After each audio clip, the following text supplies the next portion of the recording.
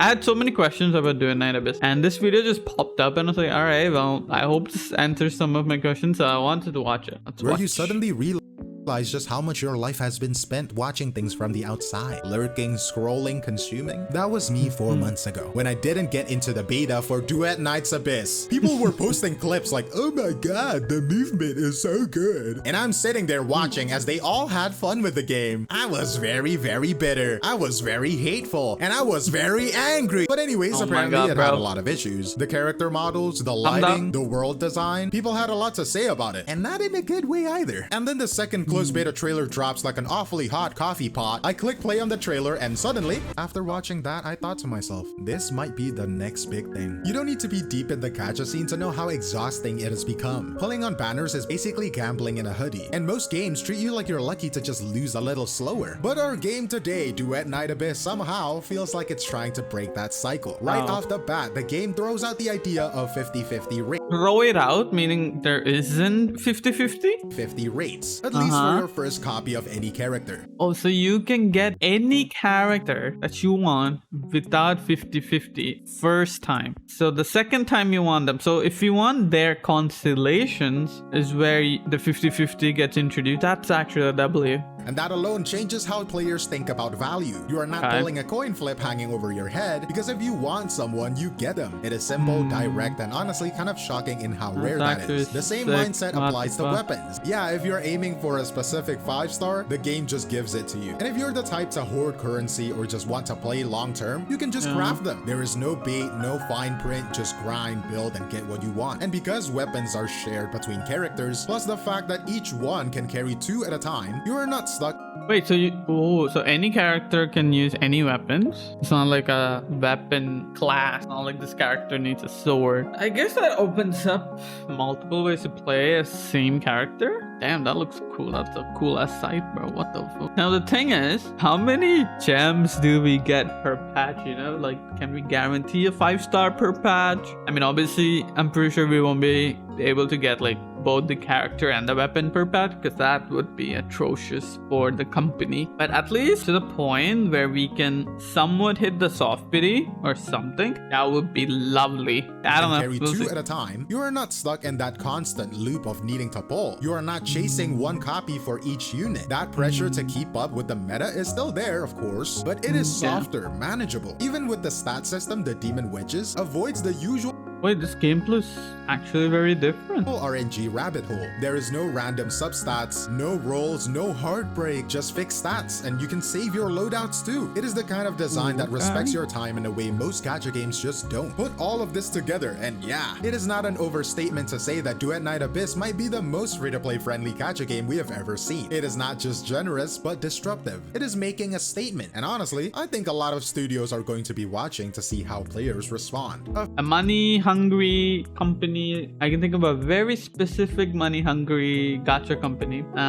Yeah, I don't think that company will ever do that, but maybe future companies and like future games might implement it. I guess we'll see how it responds, right? But I do hope, since the devs and the company is doing this 50-50 in the starting, I do hope their revenue is still good and like, people actually support them. I mean, obviously the game needs to be good, blah blah blah, but I'm just saying I hope the game is good and they earn money, because they're being generous to us, so I hope it succeeds. Of course, generosity only gets you so far. Back when the first closed beta wrapped up, a lot of players had the same takeaway. The game had potential, but it didn't feel finished, because of course it is not finished. And the biggest criticism is the visuals. They were flat, environments felt sparse, character models looked oddly disconnected.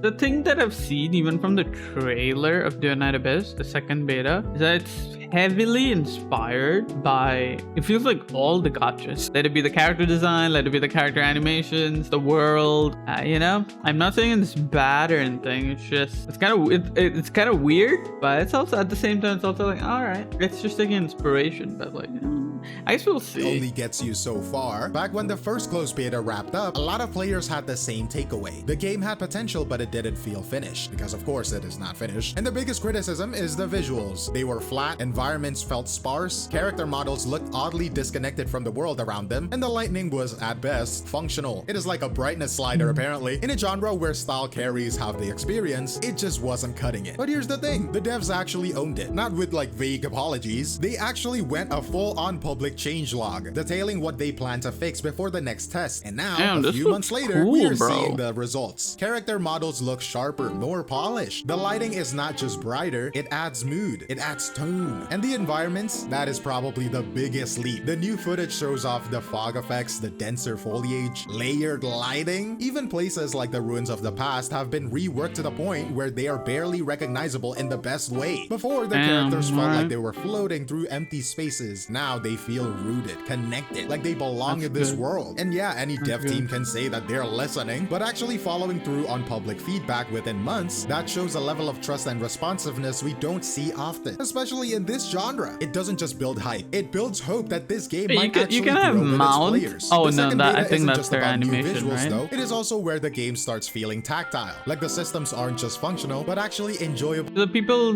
that might watch this video and might get to this point and might comment, is this an open world game though? That's something that I wanted to know, because this feels very linear, but yeah. Game starts feeling Let me know. tactile, like the systems aren't just functional, but actually enjoyable to use. The movement, for example, it looks Okay, this area looks like it is open world area, right? Or is this like a hub where you can like craft things, be like it got tightened I don't up know. across the board. Looks Characters cool. now have smoother transitions, clearer animations, and there's a real sense of weight behind their motion. You've got the helix leaps, wall climbing, even wall jumps, which sounds like nothing much until you realize just how rare it is to see verticality that actually matters in this kind of game. Combat too. It has got its share of refinement. Weapon handling looks far more fluid, with better animation blending and more responsive inputs. It is not about flashiness here. It is about making sure that every swing or shot feels deliberate. And that matters when a game leans this hard into hybrid combat, where you are constantly swapping between melee and ranged mid-fight. On the customization front, there is also a weapon dye system, which is the kind of feature that sounds cosmetic until you realize just how much time people will spend trying to match their weapons with their mood. Combine that with outfit adjustments and accessories, and you're getting a surprising amount of control over how your characters present themselves, not just in terms of fashion, but in creating visual identity. Then there is the performance side, full controller support, higher frame rate options, and customizable key bindings. That is basic stuff on paper, of course, but in practice, it means that devs aren't just building for one type of player. They are thinking the long term, across platforms, across input styles, and with an eye towards scalability. These aren't flashy improvements, they're the kind of behind the scenes groundwork that keeps a game feeling good, not just looking good. And that usually says more about a studio's priorities than any trailer ever could. But beyond the mechanics, Duet Night Abyss is trying to build a world that sticks with you, not just through the lore drops, but through the characters themselves. The Charons, the Charons, the Charons. I don't know how to pronounce this word. They're not your usual anime protagonists. They're the demons, second-class citizens in a world that treats them as lesser. Visually, they reflect that status. Horns, glowing veins, exposed spines. They look like aliens, even unsettling, but they are also striking, memorable in a way that doesn't rely on tropes. And for once, the cast isn't just made up of waifus in recycled silhouettes. You've got Sabile, god damn it, these names, dude, who starts as a villain and ends up playable. There is Hellfire, whose design is about as subtle as her name. I mean, look at her, she's so good. I see red, you feel me? Haha. And then there's Rhythm. This is the Ooh, she looks dope, only actually. one I can pronounce correctly. Probably my favorite reveal so far. No idea what kind of bacon she is seeking, but whatever it is, I am on board. It helps that the devs are actually supporting this world building with systems. There is a story review feature, an in-game wiki, and they have reworked the UI to make quest lines easier to follow. Tutorials are being added for interactive mechanics, and the difficulty is getting balanced out in the more punishing sections. In short, they are not just writing the lore, they are making sure players can actually engage engage with it. And that level of accessibility, that clarity, it makes a big difference in whether people stick around after the honeymoon phase. One of the easiest ways to lose players in a live service game is to waste their time. And that is something Duet Night Abyss seems unusually aware of. Take commissions, for example. They have been streamlined not just in pacing, but in how they reward your efforts. You can now spend extra energy to multiply rewards, which sounds like a minor bonus, but it turns your daily task into something that you actually want to knock out, not something you feel guilty for skipping. Combat areas like the Forsakens have also been reworked. Elite spawns are more reliable, loot tables have been adjusted, and the enemy density has been bumped up across several zones. It makes the world feel more alive and, more importantly, more worth your time. And the grind is still there, but it's better paced and more intentional, less like you're dragging yourself through repetition just to hit a quota. And underneath all of that, the loadout system is quietly doing a lot of heavy lifting. Every character can equip 2 weapons, and not just any 2 weapons, but any 2 from the entire pool. That means the meta won't just be about chasing the newest banners, it'll be about finding the best synergy for the characters you like. And since weapons are shared across units, you're not getting punished for having favorites. This kind of design doesn't just keep power creep in check, it also cuts down on long-term burnout. You are not locked into an endless treadmill of re-rolling the But I really like the fact that you can use any weapon, and like even if you get a weapon that you don't want, you can still slap it on a character and it might just work for a little bit, but I actually like it. Same weapon for 10 different units you build once. You invest wisely, and you are allowed to enjoy what you have built. That is not flashy, but it is smart, and smart design is what sustains a player base when the novelty wears off. What makes Duet Night Abyss interesting isn't just that it's improved, but how it improved. The devs didn't just patch over complaints from the first beta, they took the feedback, mapped it into the systems, and rebuilt the experience around trust, around clarity, around the idea. I mean, if the devs are actually listening, you know, like the Wuwa devs were listening like crazy, they still do. And if it's like a company like that, it's W. That your time and your interests are worth respecting, and that is rare, especially in a genre that is usually more cornered with keeping players on the hook than treating them like people. If the second closed beta holds up to what we're seeing here, then Duet Night Abyss might actually be one of the few gacha games that feels fair.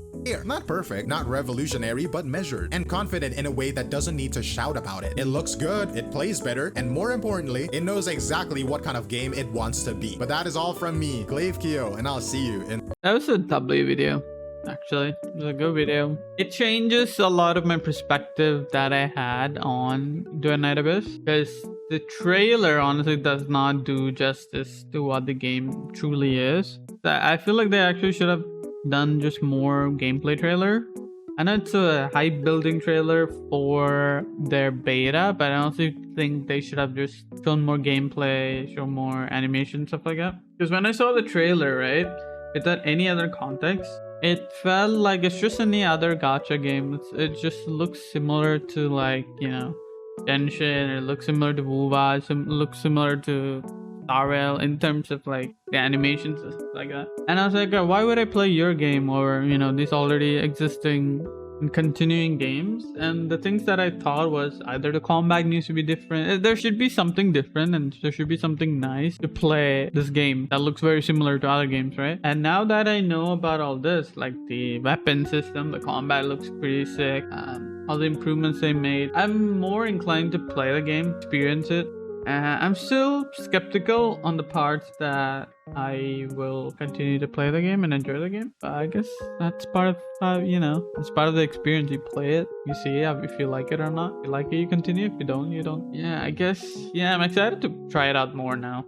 Yeah, that's it. I'm actually more excited than I was after watching this video than the own trailer. So yeah, good video. Yeah, W video, bro. W video actually, it cleared some of my things that I was having. So yeah, if you enjoyed the video, give it a like, give it a sub. If you hated it, dislike it. I will see you on the next one.